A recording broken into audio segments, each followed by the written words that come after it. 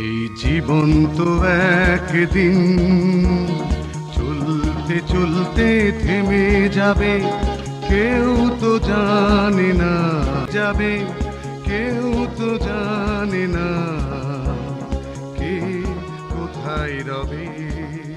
এই জীবন তো একদিন। শেখ আবুল কাশেম মিঠুন একটি পরিচিত নাম, একজন সফল সংগঠক। তিনি 1978 সালে খুলনা থেকে প্রকাশিত দৈনিক কালান্তরে লেখালেখির মাধ্যমে সাংবাদিকতা শুরু করেন। পরবর্তীতে তিনি দৈনিক কালান্তরের কার্যনির্বাহী সম্পাদকের দায়িত্ব পালন করেন।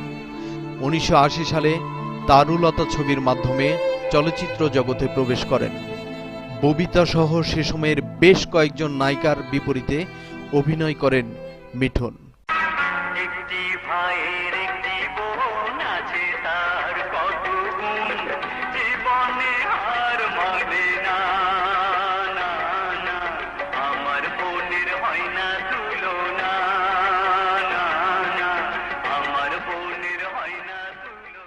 তার অভিনীত অন্যতম ছবিগুলো হলো ঈদ মোবারক, ভেজা চোখ, নিকা, কুসুমকলি, প্রেম প্রতিজ্ঞা, বেদের মেয়ে জ্যোৎস্না, স্বর্গ নরক, ত্যাগ, চাকর, চাঁদের হাসি, নরম গরম ইত্যাদি।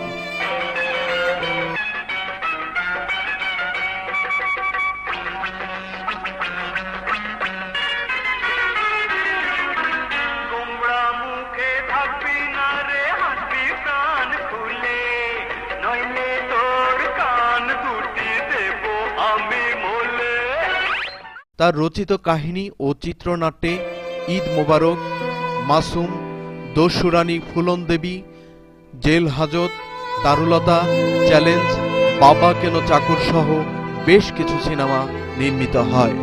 তিনি দিগন্ত টেলিভিশনেও কাজ করেছেন। বাংলাদেশ শিল্পী সমিতিরও নেতৃত্ব দিয়েছেন তিনি।